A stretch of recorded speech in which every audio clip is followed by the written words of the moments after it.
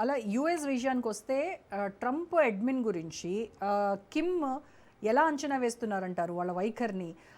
వీళ్ళ ఈ వరుస మిజైల్ పవర్ షోస్ వీటి ద్వారా ట్రంప్కి అసలు కిమ్ ఏం మెసేజ్ ఇద్దాం అనుకుంటున్నారు సార్ డైరెక్ట్గా?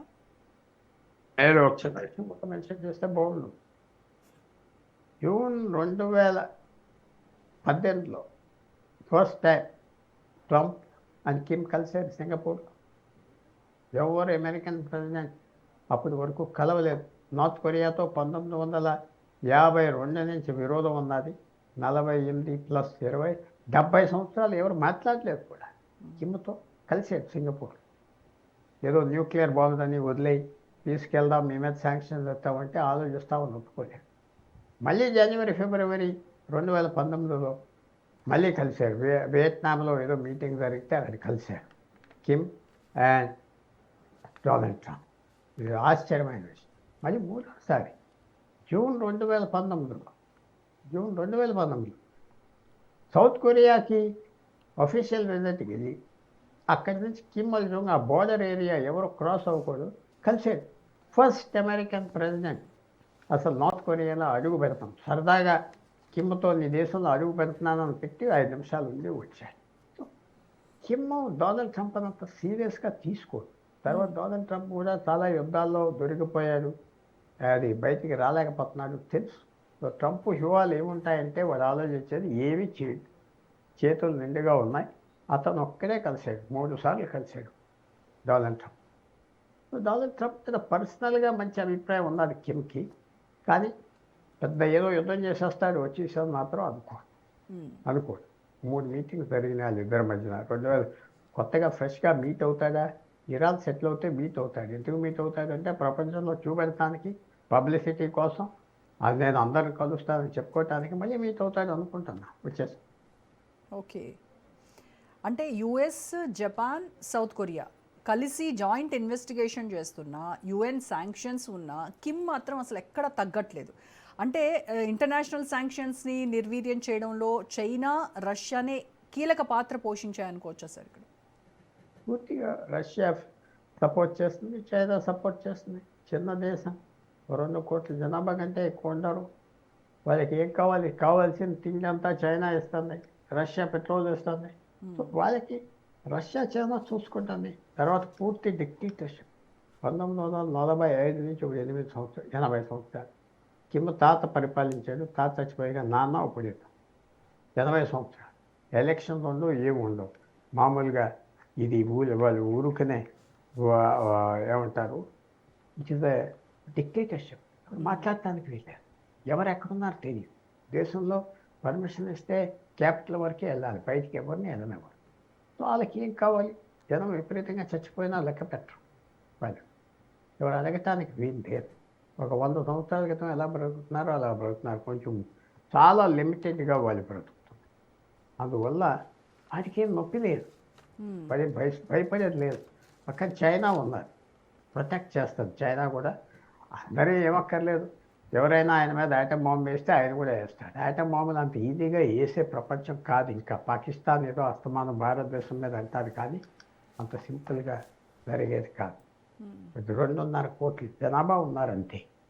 వాళ్ళలో 1 కోటి మందిని స్పెషల్గా చూసుకుంటారు. మిలిటరీ ఫ్యామిలీలని, గవర్నమెంట్లో పనిచేసే వాళ్ళని, యాథ్లీట్స్, మిగతా వాళ్ళని ఎవరి జీవితాలు బ్రతకాలంతే.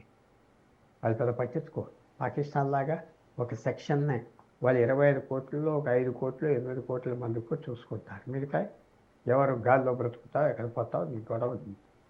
ఆ అడ్వాంటేజ్ ఉన్నది కిమ్కి, అంత బాధపడక. యుఎస్, జపాన్, సౌత్ కొరియా మధ్య క్యాంప్ డేవిడ్ ఒప్పందం తర్వాత వాళ్ళ మధ్య రియల్ టైమ్ ఇంటెలిజెన్స్ షేరింగ్ అనేది పెరిగింది. అంటే అయినప్పటికీ కూడాను కిమ్ మిజైల్ ప్రయోగాల్ని ఇది అడ్డుకోలేకపోతుందంటారా? ఒకటి వచ్చిన ప్రాబ్లం ఏంటంటే అమెరికా, సౌత్ కొరియా, జపాన్కి మంచి రిలేషన్. డొనాల్డ్ ట్రంప్ ప్రెసిడెంట్ అవ్వక అన్ని పాడైపోయింది. అతను ఎవరు నమ్మట్లేదు. ఎంతవరకు ఉంటాడు, సాయం చేస్తాడు, తప్పించుకుంటాడు, కాన్ఫిడెన్స్ లేదు. సో జపాన్ ఏదో అమెరికా చూపెట్టుకుంటుంది మా స్నేహితులని, కొరియా కూడా అలా చూపెట్టుకుంటుంది, కానీ కాన్ఫిడెన్స్ లేదు డొనాల్డ్ ట్రంప్ మీద. ఎందుకంటే ఒక ఎనిమీ లాగా ట్రీట్ చేయట్లేదు. నా బెస్ట్ ఫ్రెండ్ అంటాడు పుతిన్. లేకపోతే చైనీస్ లీడర్ నాకు చాలా క్లోజ్, నార్త్ కొరియన్ లీడర్ నాకు బాగా తెలుసు. సో కాన్ఫిడెన్స్ లేదు డొనాల్డ్ ట్రంప్. పాలసీ మారిపోయింది. వాళ్ళు చేసేది ఏంటంటే జపాన్, కొరియా పూర్తిగా అమెరికాతోనే ఉన్నాం, అమెరికా మాతో ఉన్నదని చెప్పుకుంటున్నారు, కానీ లోపల తెలుసు అమెరికా అమెరికా నమ్మలేం. వాళ్ళు మనతో ఉంటారా ఉండరా, నీ కూడా మీద అంటారా, రేపు పాలసీ మార్చేస్తారు డొనాల్డ్ ట్రంప్ అని ఆయన మీద కాన్ఫిడెన్స్ లేదు. ఒక ఫారెన్ పాలసీ ఎంత టుమల్టస్ సిచ్యువేషన్. పొద్దున ఏం జరుగుతుంది, మధ్యాహ్నానికి ఏం జరుగుతుంది, ఎవరికి ఒక అంబాసిడర్ ఉన్నదంటే వాళ్ళ మరణానికి తీసేస్తారు, ఒక సెక్రటరీని పడేస్తారు. సో ఇలాంటి పరిస్థితుల్లో జపాన్, సౌత్ కొరియాకి వాళ్ళు లిప్ సర్వీస్ పే చేస్తారు. అమెరికాకు మాకు చాలా దగ్గర, అమెరికా చెప్పిన వింటాం, కలిసి చేస్తున్నాం అంతవరకు. కానీ హార్ట్లో మాత్రం లేదు. అమెరికా మీద కాన్ఫిడెన్స్ చాలా వరకు పోయింది. ఓకే. సౌత్ కొరియాలో సొంతంగానే ఈ న్యూక్లియర్ ఆర్మ్స్ తయారు చేసుకోవాలనేటువంటి ఒక చర్చ అయితే తీవ్రంగా నడుస్తోంది. ఇన్ కేస్ ఆ దిశగా కనుక అడుగులు పడితే ఏషియా పసిఫిక్ రీజియన్లో కొత్త న్యూక్లియర్ ఆర్మ్స్ రేస్ ప్రారంభమవుతుందంటారా? సౌత్ కొరియా, జపాన్ ఈ రెండు దేశాలు త్వరలోనే న్యూక్లియర్ వెపన్స్ చేయొచ్చు. వాళ్ళ దగ్గర సైన్స్, టెక్నాలజీ ఉన్నది, డబ్బు ఉన్నది. తప్పకుండా చేస్తారు. ఎందుకంటే ఎప్పుడైతే America nuclear umbrella, nuclear protection, nuclear గొడుగు పోయిందో ఏదో నమ్ముతారు డొనాల్డ్ ట్రంప్ని. ఇంకా వాళ్ళు ఎక్స్పోజ్ అయిపోయారు సౌత్ కొరియాకి, నార్త్ కొరియాకి, చైనాకి, పక్క విరోధి దేశాల వాళ్ళకి ఎక్స్పోజ్ అయిపోయారు. అమెరికా నమ్మలేం, మన దగ్గర లేవు. గ్యారెంటీగా వాళ్ళు న్యూక్లియర్ వెపన్స్ ప్రొడ్యూస్ చేయడానికి ఒక స్టెప్ అవే ఉంది. ఆ నిర్ణయం తీసుకుంటారని నేను అనుకుంటాను. ఇంకో దిక్కు లేదు వాళ్ళు. అమెరికాను నమ్ముకుంటే కష్టం అని వాళ్ళకి అర్థమైపోయింది. ఓకే.